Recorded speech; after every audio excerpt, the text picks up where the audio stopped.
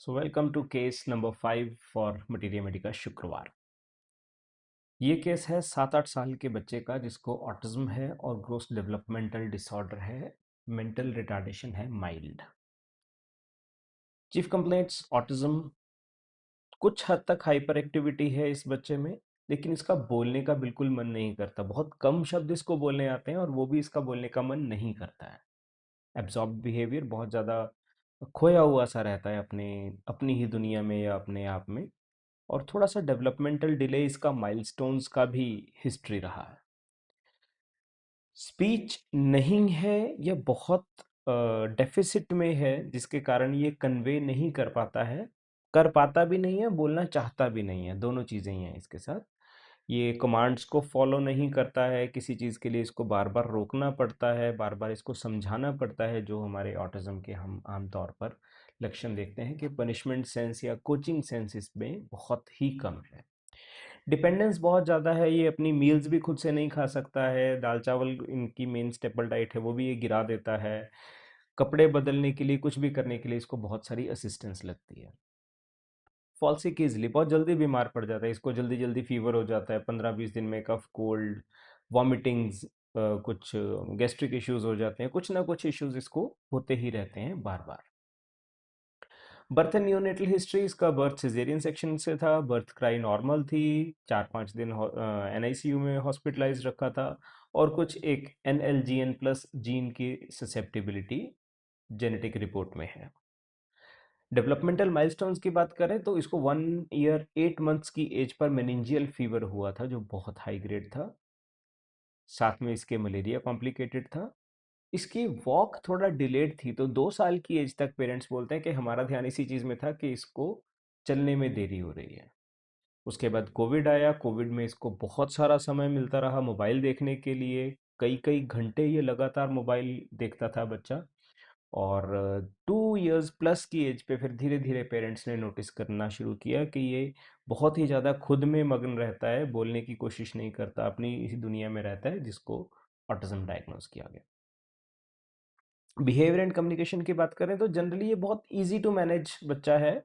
Mummy के आसपास ही खेलता रहेगा। इसको बहुत ज़्यादा रिझाना या बहुत ज़्यादा बिजी रखने की ज़रूरत नहीं पड़ती है।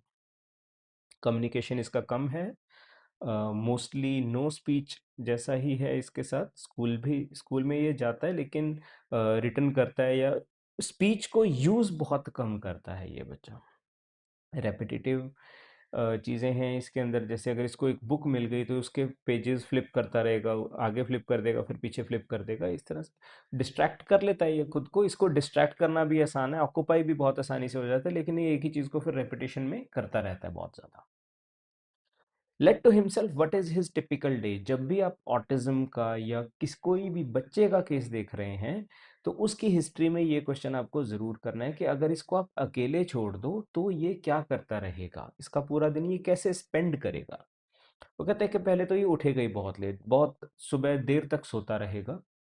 और फिर इसको उठाना पड़ता है ज़बरदस्ती, और इसको रूटीन में डालना पड़ता है, अभी ब्रश करो, अभी ये करो, अभी वो करो, और उसमें भी इसको हर चीज़ के लिए असिस्टेंस लगता है, इसको हेल्प की ज़रूरत होती है। बाकी पूरे दिन में ये मदर के आसपास खेलता रहेगा।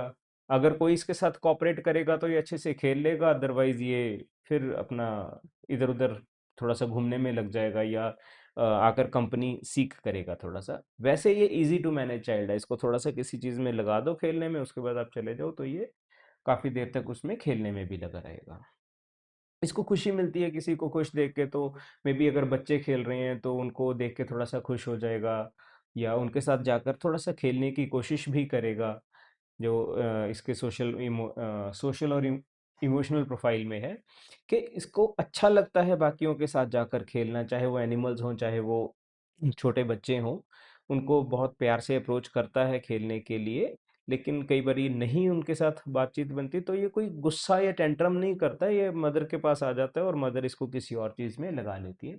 लेकिन ये चीज़ अक्सर बढ़ने लगी है, क्योंकि बाकी बच्चे बड़े हो रहे हैं, वो इसके एजमेट्स इसको खिलाते नहीं हैं साथ में।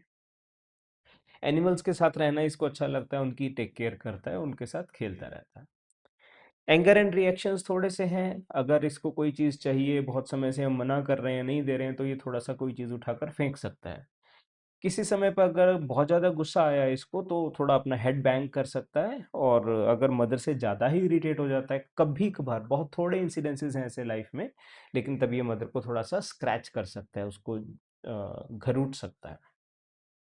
मदर का कंसर्न ये है कि ये बेसिकली अच्छा बच्चा है, लेकिन कहते हैं मुझे डर लगता है कि इसको मेरी ज़रूरत इतनी ज़्यादा होती है, मैं फ्रस्ट्रेट होकर कभी इस पर हाथ ना उठाता।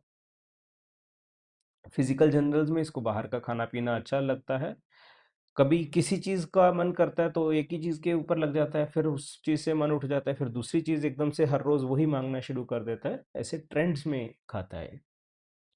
स्टूल्स का पैटर्न थोड़ा सा वेरिएबल है, कभी हार्ड स्टूल्स होते हैं, कभी मॉर्निंग स्टूल्स इसको बार बार हो जाते हैं, कभी ऐसा होता है कि स्टूल स्मॉल क्वांटिटीज में बार बार जाता रहता है, कुछ इस तरह से रहता है। नींद इसकी जल्दी डिस्टर्ब्ड हो जाती है, और जब एक बार सो जाता है ये, तो स्टार्टिंग में ये जल्दी उठ सकता है। अगर एक बार ही नींद डिस्टर्ब होगी तो हो सकता है इसको समय लगे नींद आने में दोबारा, लेकिन एक बार अगर ये गहरी नींद सो जाता है, रात को खास करके, फिर ये सुबह काफ़ी लेट तक उठता है। वॉमिटिंग इसको अक्सर हो जाती है, और वॉमिटिंग में इसको जो भी खाया पिया है वही मोस्टली एक्सपेल आउट होता है। Mother history during pregnancy mostly normal था, सिर्फ थोड़ा सा umbilical cord around the neck था बच्चे को, जिसके कारण इसका शायद सी सेक्शन हुआ था, और थोड़ा न्यूट्रिशनल डेफिशिएंसी थी मदर को, तो इसलिए डॉक्टर ने बोला था जब 8th मंथ था कि आपको एग्स खाने हैं, लेकिन वो उस समय इनके लिए एक स्पिरिचुअल सावन का मंथ था, जिस समय पर ये एग्स नहीं खाना चाहते थे। बट स्टिल इसने कहा भी कोई बात नहीं, मेरे को चीज़ें बहुत ज़्यादा बॉदर नहीं करती थी उस समय पे, तो इसलिए मैंने थोड़ा बहुत खा लिया था। वो कहते हैं कि प्रेगनेंसी के दौरान इनकी नेचर ज़्यादा शांत वाली थी, लेकिन अभी थोड़ा सा मदर की नेचर में भी इरिटेशन आ गई है, जैसे बच्चा तंग करता है तो। की टोटलिटी समरी हम देख सकते हैं यहाँ पर। Autism, hyper activity, no speech, थोड़ा easy go lucky kind of बच्चा है, और अ, कोई रिजेक्शन हो कुछ हो बहुत जल्दी तंग नहीं होता है, डिस्ट्रैक्ट करना इसको आसान है। स्टूल्स के थोड़े से सिम्टम्स हैं, थोड़े से रिकरेंट इन्फेक्शंस हैं, जिसमें भी ये बच्चा बहुत तंग नहीं करता है, हिस्ट्री हम देख चुके हैं ऑलरेडी, तो ये इतना शॉर्ट सा केस है। इस पे आप वर्क करो, अपने जो मेडिसिन आपको माइंड में आती हैं कमेंट करो, और एनालिसिस बनाकर भेजो। तो हम मिलेंगे डिस्कशन के लिए 20 फरवरी 8:30 PM। ये व्हाट्सएप ग्रुप आप ज्वाइन कर लो ताकि आपको अपडेट्स सबसे पहले मिलते रहें। तो मिलते हैं 20 फरवरी 8:30 PM। Bye bye.